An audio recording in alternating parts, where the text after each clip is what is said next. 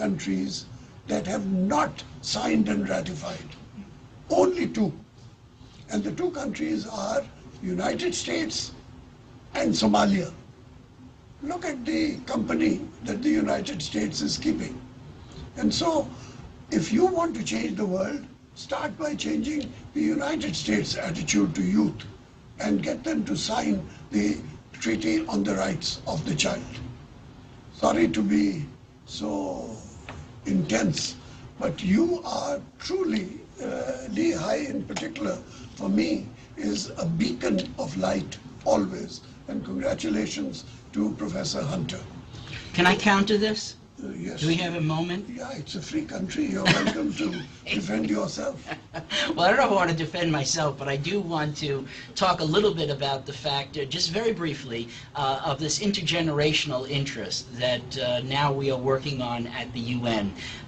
Admittedly, older folks have not been very successful in making a great world for you to adopt. But when has... Not very successful. They have been terrible. But when has that ever changed? I mean, I grew up in the 60s, and I remember the same attitude, don't trust anyone over 30, etc. However, I do think that to constantly feel that you need to reinvent the wheel or reinvent... You must be over 30 yourself.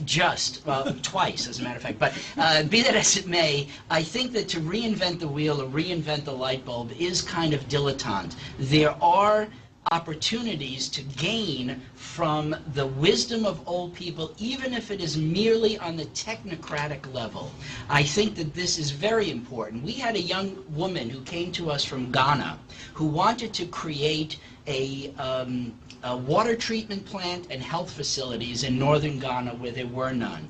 She's probably around your age, maybe a little bit older. She's 22. And she was granted this and given, I think it was 36 acres by the Ghanaian government.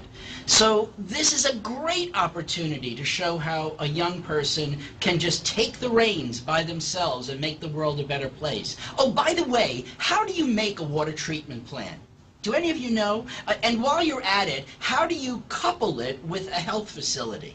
Well, at the youth assembly, she met someone over 30, Bernard Amadei, the head of the Engineers Without Borders, and there we were able to put her together with Mr. Amadei and others who could teach her technically how to create some of these opportunities and then to step in and partner with her.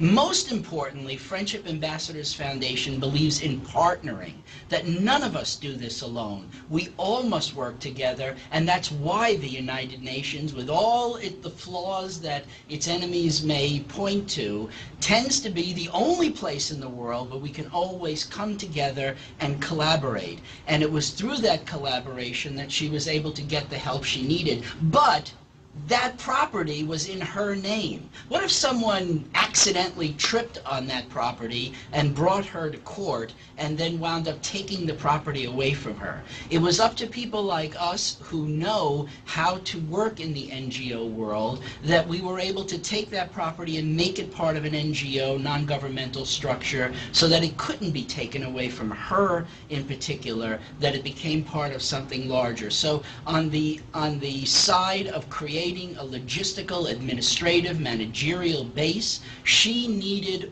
the wisdom of older folks, and to actually create the 2 centers she wanted to create on that site, she needed the help of others and also of the former Secretary General who stepped in and helped in his own country in Ghana. This is only one example of many that I could give you, and I think there is certainly a place for young people to be counting on and working with older folks, and we hope that that intergenerational mix winds up helping us all. Over to Vancouver for 2 questions. I'm delighted to have Vancouver join us for the first time in this video conference program of the Ambassadors Club, and congratulations on a very successful Winter Olympics, particularly this fascinating ice hockey final which held us all spellbound, particularly for the last 26 seconds of the exercise. Over to you for 2 questions. Thank you very much, Ambassador Kamal, and Mr. Sciarratta. My name is Neil Mort. I'm the Director of Enrollment and Student Services for Fairleigh Dickinson, Vancouver. And we're joined here today with students from a number of different countries who are attending our going to school at our campus here, as well as students from Windsor High School in North Vancouver and students from King George Secondary School in Vancouver. And we have a couple of students who would like to present a couple of questions, and I'll turn it over to them if they can introduce themselves and their questions. Would you like? I'm going to try to zoom in here. Go ahead. Yeah. Hello, Mr. Ambassador. I was just wondering, what opportunities will the United Nations provide for the youth to become involved in these global youth programs, such as the Youth Assembly, in kind of the long-term future? Okay, we'll take the second question also. Hi. Secretary General Ban Ki-moon declared 2010 to be the year of development. What steps have been taken or planned to achieve the Millennium Development Goals? And is there any part of this effort to achieve the Millennium Development Goals involve youth?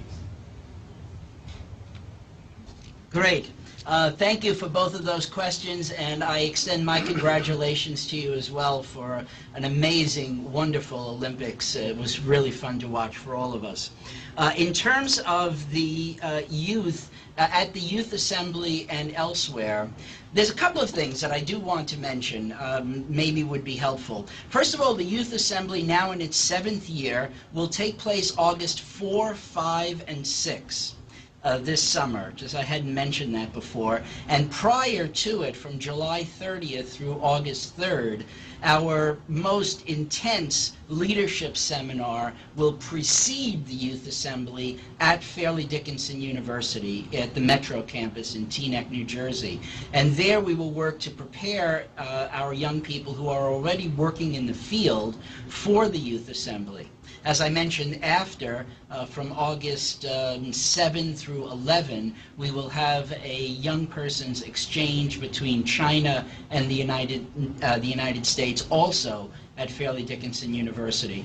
So the YA now is expanding in that regard, and we are also doing a larger program, a more intensive case study-based program in Costa Rica in January, and that's called the Millennium Development Leadership Program, and it again is an offshoot of our Youth Assembly. So there are a number of ways for you to get involved as a very young person, as an older youth that may be involved in certain projects, or at university where this could be helpful to you. The Fairleigh Dickinson University programs, as well as the University for Peace program in Costa Rica, are certificate-based, and so there are great opportunities for you there. And we are also working with the International Youth Leadership Conference in Prague in the Czech Republic, which takes place in July and in January each year. We add a lot of capacity building to those programs, and we invite you to learn about each of them. Beyond that, one of the sort of underground ways that I have found for young people like yourself to get involved in the UN is this, and take heart, because this is a great way for my young people to be involved, and that's this. If the UN is very strict on who it permits as youth interns here at headquarters, what it does not prohibit and what it does not govern at all are the NGOs who are affiliated with DPI and ECOSOC to bring their interns in.